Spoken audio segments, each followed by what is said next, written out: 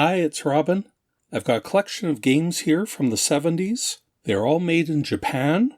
I've been cleaning them up and doing some repairs on them. And I thought it'd be fun to take a look at the games that we had before video games and electronic handhelds were very common. So I'll go through them in chronological order.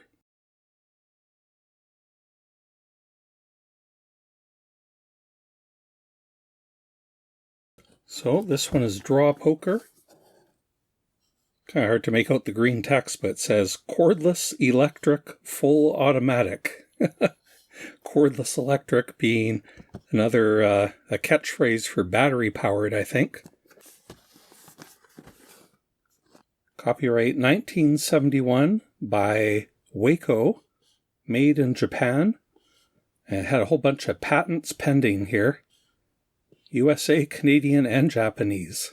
It comes in this fake wood grain cardboard box. And it still has the instruction manual. It's been through a bit here. How to operate your automatic Draw Poker. Load 2 pieces of C-cell batteries in the battery compartment. Push the red main switch. Then the cards start to turn. Now you are ready to play Draw Poker. Push the brown buttons at random. Once all buttons are pushed, you have 5 cards in the windows. This is your first hand. For drawing additional cards, pull whatever buttons you desire and push those again to get your final hand. No shuffling is needed, so easy to play. By pushing the main switch again, you are ready for another game. There it shows the different hands you can have. This is how some of us learned how to play poker if we didn't have Susie and Melissa to teach us. There's the cards chosen, and there's the controls. It takes 2 C batteries, or as they're called in here, UM2. I finally looked that up. That's what the Japanese call the C-cell batteries. At least back then. I got this pack of Panasonic. I realized after I bought them, they're carbon zinc. Is that even legal anymore?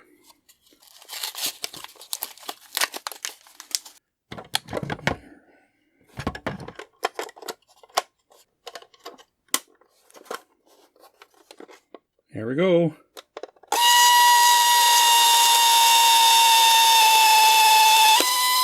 Okay, and now we have to choose. Stop each one. What a racket. Hey, 3. 3 of a kind. And then you have to actually pull these back out again. And then stop them again. Look at that. 4. Wow, 4 jacks. It's the best hand I've ever seen on this. Okay, so anyway, I didn't have to do any repairs on this one. I won't open this one up because it's working fine, but I'll show you the insides of the next one. Okay, and here's 21 blackjack, again, with the cordless electric fully automatic. And this one's copyright 1973, again by Waco. No wood gray on this box, unfortunately. I got the instruction book for this one too. So, again, 2 C batteries. The player starts the cards rotating by pressing the starting switch for a while. When he releases pushing switch, the cards automatically stop rotating and he has the cards hidden inside of black shutters in windows. All cards face down. He then has 2 cards by pushing 2 buttons from left to right. Okay, and then you hand it over to the dealer. Anyway, this is Blackjack 21. Okay, we'll put the batteries in. Again with the UM2s.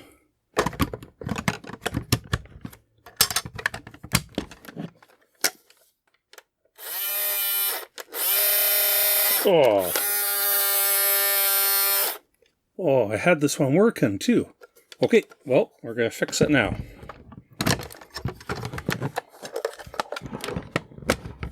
It has 4 Phillips.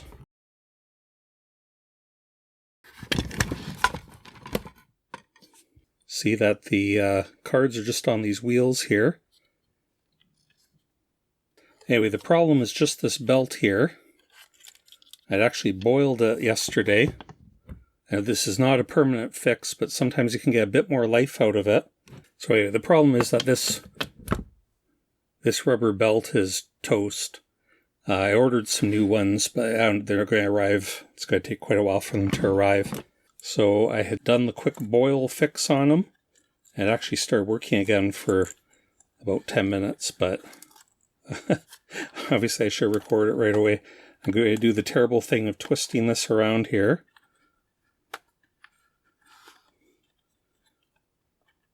I'm just going to wear it out really quick. Okay, I'm going to press the black button on the back here. It is not gripping there. Alright, I went and boiled it again and dried it off with some flour. See, does that do anything? Woo! Okay, I'm going to put it back together again and we'll try it. So again, that is a super temporary hack. It didn't even last 24 hours for me last time. And I'm only doing it so that we have something working here today.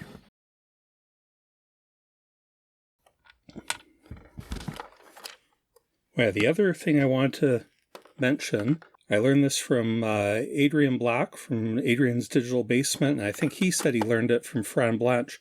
But when you're retightening screws in old plastic like this, instead of just tightening them up, turning clockwise, first go counterclockwise.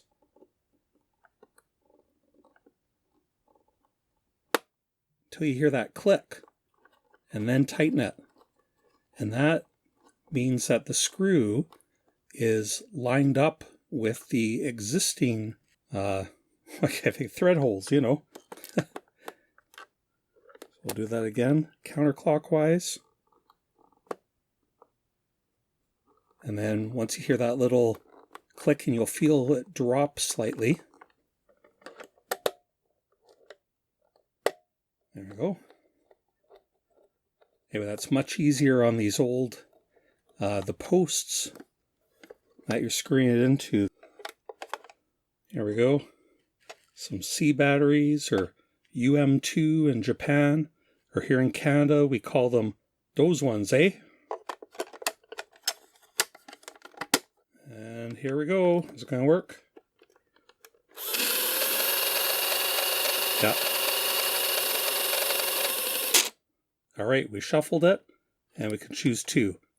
9 and 4, that's 13. I want to take another. 8, woohoo! 21. Beat that, dealer. Okay, so that was me. I got 21. Dealer's turn. 5. 10. Take another. 19. Well, I gotta go for another. That's 3. Oh, 22. Broke. Okay. I won. And in 1972, this Waco also made Electro Tic-Tac-Toe, which some people claim is the first handheld electronic game ever. I don't have one, but my friend Bohush does, and he wrote about it here on his website, retrothing.com. So check that out if you're interested. All right, now getting into the more fun stuff. If gambling isn't your style, this is Drive Yourself Crazy from 1976 by Tomy, made in Hong Kong. And now Tomy was an amazing company. So many of my favorite things from the 70s and very early 80s were made by Tomy, another Japanese toy manufacturer. I thought this was amazing when I first saw it when I was a young kid, like a racing game with a real toy car. But it doesn't really live up to the promise. But this is just totally like a toy. I mean, they're all toys, but the game for this is very tenuous, but that is how it was marketed. Here's the box for it. And as it says on the front cover, an exciting game for all backseat drivers. You're in the driver's seat. The highway really moves. You really control the car. Test your speed and skill on this tough course. Okay, so to give it a try here, and that's taking one C battery. Okay, so this is really loud, so I'm probably going to have to shout over this. Okay, we turn it on. And we're in neutral right now. I'm going to put it in drive. Here we go. Oh. Try that again. Okay, so you've probably already seen the problem is that while they backwards again. There we go, forwards. I don't remember this at all. I'm taking every wrong turn. Here, oh, finally I got past one, left. Another dead end. So you can see there's the score. That's 50 points if you make it this far. And the goal is to make it through the whole course up to 100. Oh.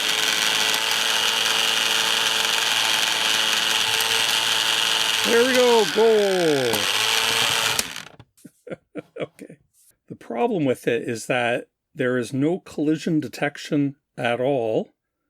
It is totally up to the player to, there's this tenuous scoring system here, but there's no enforcement of any rules at all by the game, so it's pretty hard to even call this a game, really. But that is how they framed it. So this one needed a bit of work.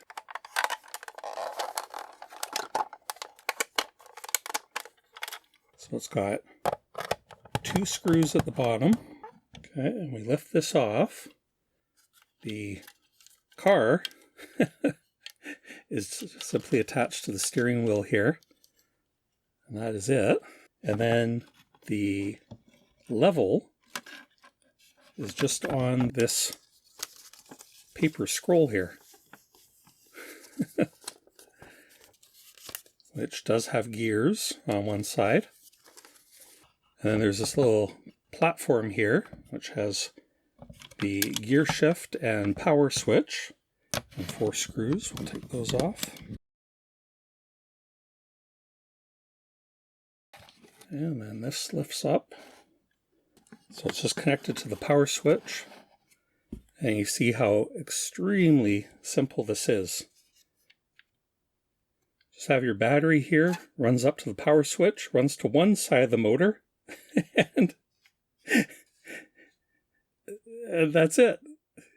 Basically, the motor has an on-off switch, and then it has a gear here, which drives the scroll. If you put it forward, that's actually in reverse, and it rewinds the scroll, or the other way around, it puts it in drive, and you go forward. That was it. But this did need some repairs. There was heavy corrosion on the battery terminals here, and to clean that up, I just used some deoxit, which is super expensive here in Canada. You can only get it by mail order. I don't know why.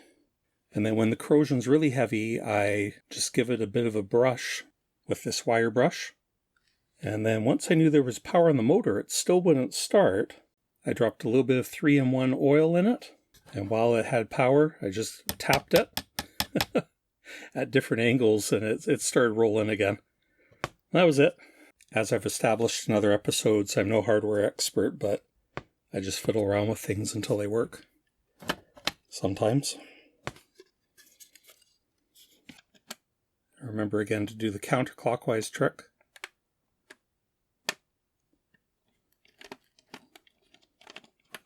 It's just got 2 clips on the top that go over, so then you can screw it back in down below. Okay, and here's Blip, the digital game. So this one was clearly marketed as a video game substitute, even if some of the other earlier ones were not. Take it anywhere. No TV set is needed. Se jouer sans télé. Blip, the digital game. Jeu numérique. Is my French awesome? No.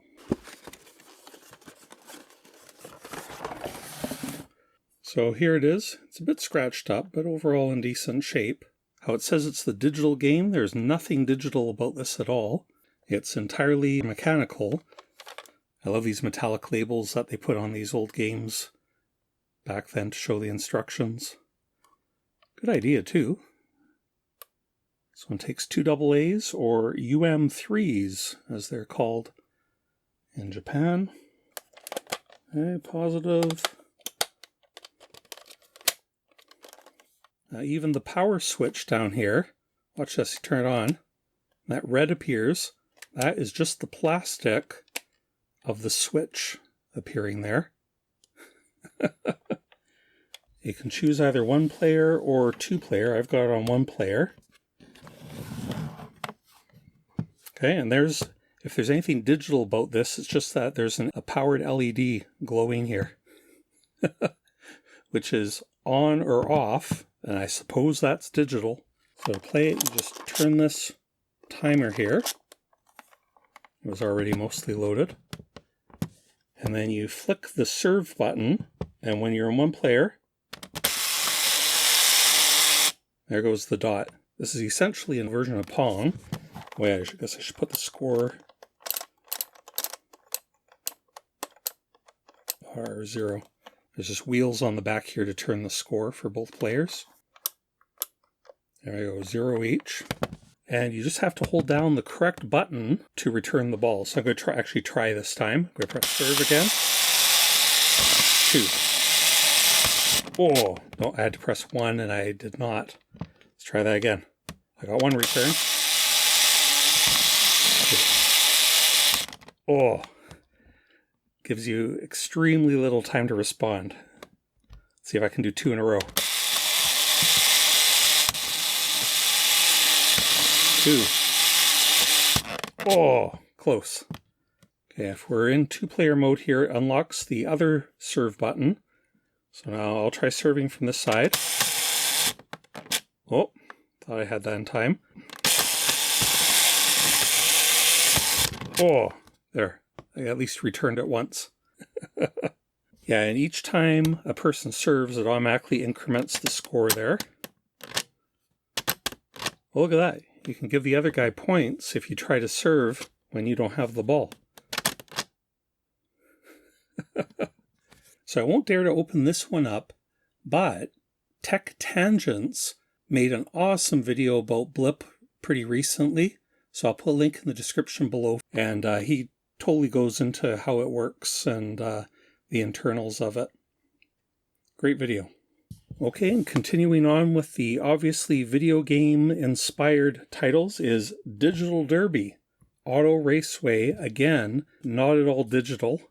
So Digital Derby here is copyright 1978 by Tomy. 8 keeps looking like a 6 to me, but it really is an 8. Again, with the instructions on the back. So this is probably the most amazing of all these games to me, at least when I was a kid. This was incredible. I remember one of my friends having one, and I didn't have one right away. I would go over to his place and play Digital Derby whenever I could. These are both by Tomy. This came out a couple years later, and it addressed the way that this one did not have any collision detection. This one solved that. Give it some of these big batteries, eh? Whoa. Yeah. Okay, game already in progress here.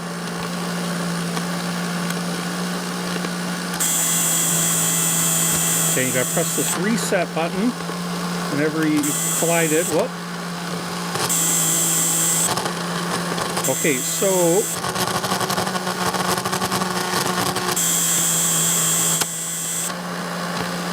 mine still has, whoop. There we go.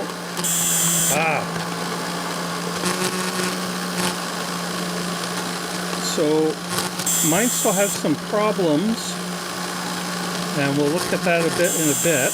Oh, but when this is working well, there we go.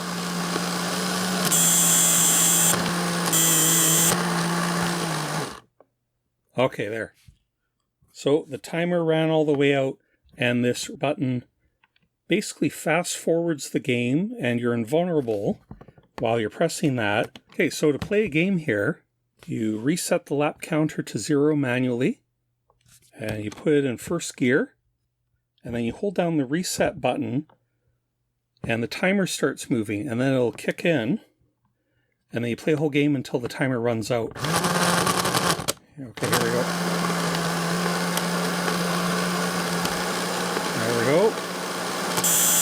And there, collide.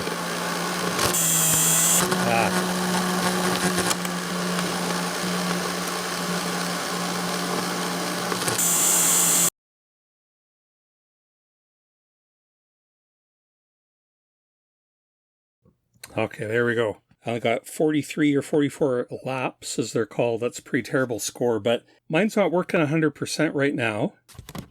We'll take a quick look inside. So again, 4 screws, 1, 2, 3, and 4. And there's also the steering wheel, which has a black screw on it. The steering wheel lifts up, and it does have a little notch in it there. And the top lifts just right off. There we go. Okay, I'm not going to do a full disassembly on it. There's an excellent video already on YouTube that does like a 35-minute breakdown of it, and that's on Randy Rain's channel. I'll put a link in the description below for you to check that out, but I will open it up partially. Here's that gear shift. Under here is basically a transmission. So we'll just take a look at that, and I think that's where this is going wrong for me. Its second gear is the main problem. So there's one screw holding that on. And then there's this little plastic plate here. And then the red button, that's just sitting there loose. And then there's a number of screws here.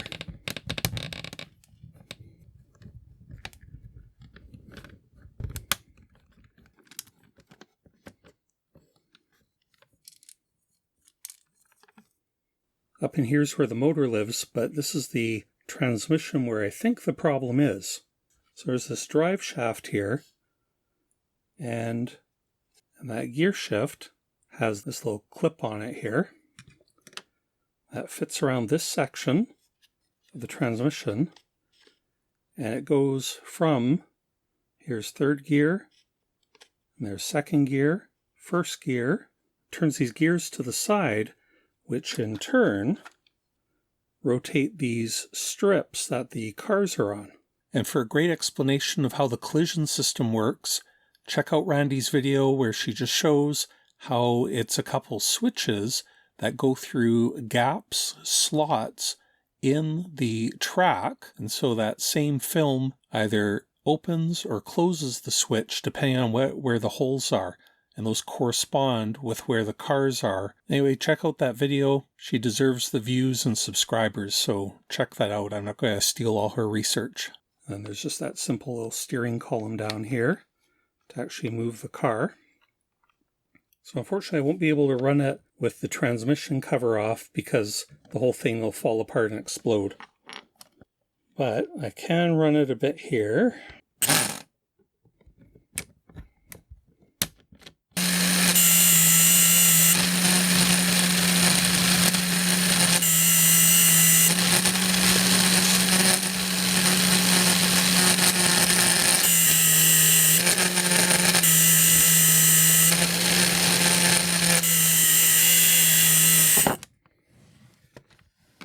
Okay, well, you can see it's not entirely healthy. Okay, and finally, this is the only one that doesn't require batteries. Strolling Bowling, I believe from 1979. That's also from Tomy. So this is a goofy little game. Okay, it comes with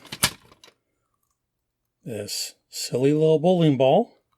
And it has a third piece inside of it here, which is a bunch of bowling pins. This third piece clips on the end there. It's got these little levers on the side here. If you just push them, then the bowling pins all stand up. Okay, and we'll just wind him up. And aim him.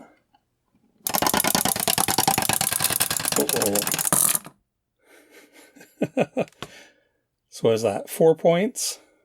And the mechanism in here only hops when he's on his feet, which is kind of handy. He doesn't keep going when he tips over. Let's try that again.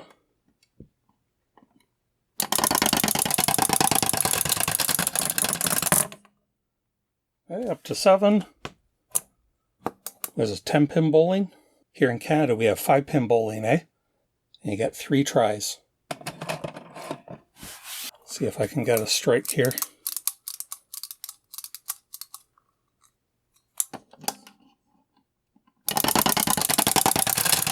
Oh, 9. Yeah. Oh. This gotta be it. What? Oh. Split.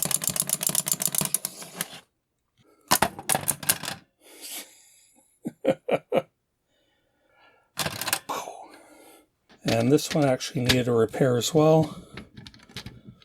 Again with the 4 screws. So very simple. The spring loading is just these 2 springs stuck in these little holders. And there's the pins. Neat little mechanism to get them to stand up, but one of mine was broken. You see how this side's a little wider? These little calipers are super handy. So you see these are 1.7 millimeters wide. But I found a piece of Lego that is 1.9 millimeters wide. Just one of these little Lego posts.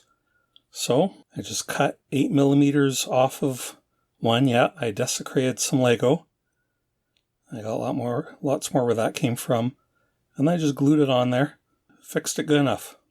These digital calipers are cheap on Amazon, and they work super well. The only problem with them is that they tend to turn on by being barely touched at all. Drains the battery, but they're very handy. So that's a look at some of these 0-bit video games from the 70s. Not really video games. I think they're pretty neat. What were some of your favorite things like this? This isn't what I usually cover on the channel. It's usually more about 8-bit computers, but it's fun to take a look at some of these other things that I loved when I was a kid and that led to my love of video games and computers. So if you like this, please subscribe. Thanks for watching. Thank you to my patrons who support this channel. If you're interested in these, make sure you check out those other videos that I'll link in the description below that go more in depth with these. All right. Thanks for watching. We'll talk to you next time.